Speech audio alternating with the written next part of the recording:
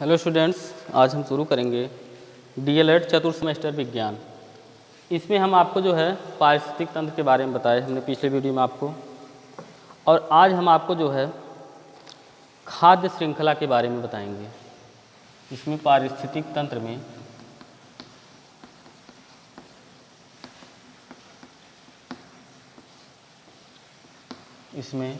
खाद्य श्रृंखला, food chain जिसको कहते हैं।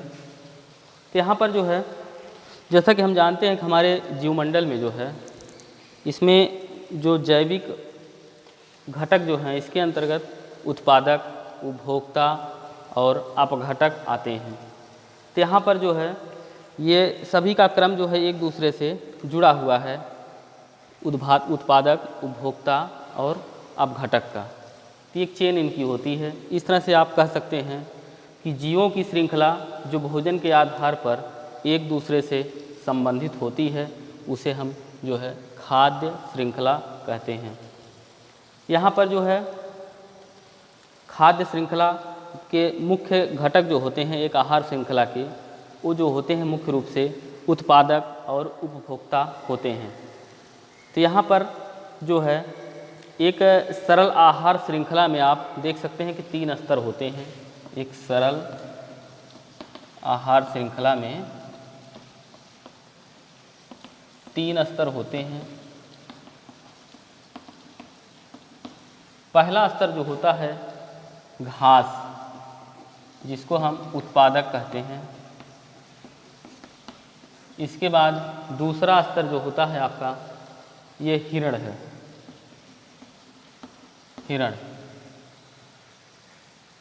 हिरण आपका हो गया, ये उपभोक्ता हो गया।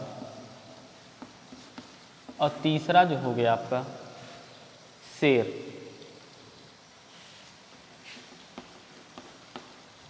यहाँ पर हिरण आपका प्राथमिक उपभोक्ता है और शेर आपका द्वितीयक उपभोक्ता है। यहाँ पर हम जानते हैं कि घास जो होती है, घास फूस जितनी वनस्पतियाँ हैं ये अपना भोजन जो है सूर्य के प्रकाश और जल, वायु, ताप, नमी की उपस्थिति में अपना भोजन स्वयं बनाते हैं। इसलिए ये अपना भोजन जो स्वयं बनाते हैं ये उत्पादक कहलाते हैं। और हिरण जो होता है ये घास को खाता है, इसलिए यहाँ पर जो है ये आपका शाकाहारी जंतु है हिरण, चूँकि ये घास खाता है, ये इसलिए प्राथमिक उपभोक्ता हो गया आपका।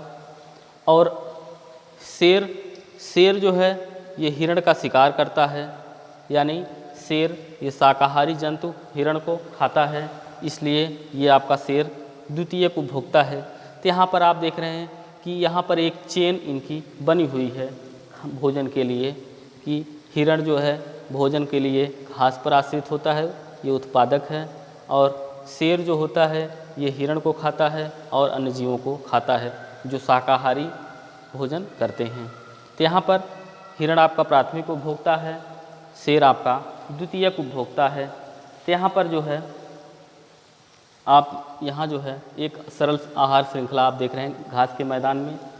अब यहाँ पर जो है जीवमंडल के जलीय तंत्र में 5 रीतियाँ होती हैं, इनको देखते हैं हम।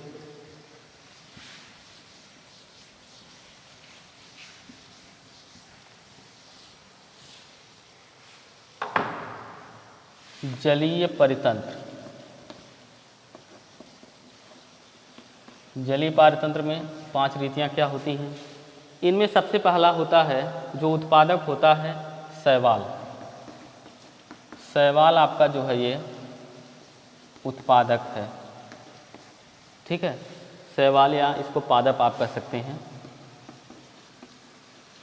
इसके बाद दूसरी चेन जो इसकी है वो जुड़ी हुई है लघु जंतु, ठीक है, जैसे जो शाकाहारी होते हैं, लघु जंतु शाकाहारी जो होते हैं, ठीक है। ये उपभोक्ता, इनको प्रथम उपभोक्ता कह सकते हैं या उपभोक्ता 1 कह सकते हैं, ठीक है। इसके बाद लघु जंतु के बाद मतलब लघु मतलब छोटे जंतु हैं, ये उपभोक्ता पहले उपभोक्ता हैं जो शैवाल को जो है खाते हैं, ये लघु जंतु हैं, छोटे जीव होते हैं। इसके बाद जो हैं इनको जो खाते हैं लघु जंतुओं को आपकी छोटी मछली जो होती है, छोटी मछली ये मांसाहारी होती है। ये दूसरा उपभोक्ता हो गया, उपभोक्ता 2। इसके बाद ये आपकी छोटी मछली जो होती है ये छोटे जंतुओं को खाती है, जो छोटे छोटे शाकाहारी जीव होते हैं पानी में उनको खाती है। ये दूसरी उपभोक्ता है, ये मांसाहारी होती हैं। इसके बाद इनसे बड़ी मछली ये भी मांसाहारी होती है, बड़ी मछली।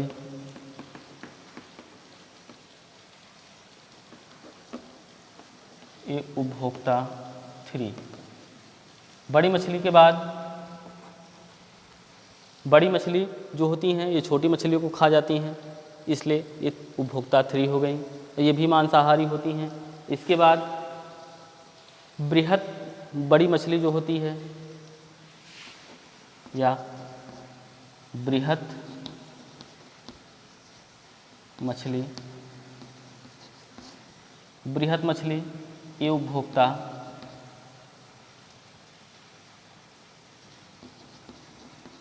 4, ये भी आपकी मांसाहारी होती है।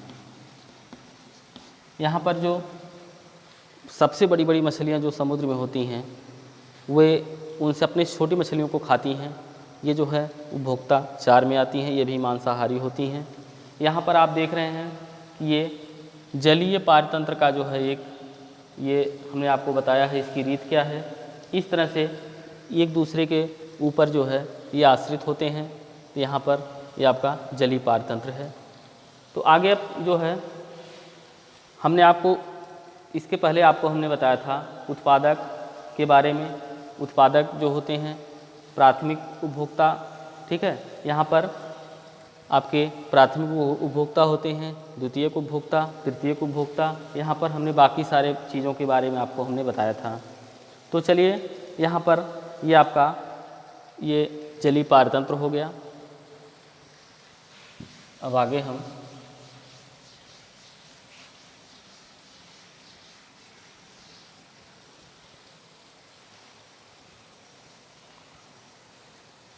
यहाँ पर हम आगे आपको खाद्य जाल बताएंगे। खाद्य जाल जो है कल बताएंगे आपको, तब तक आगे आप पढ़ते रहिए।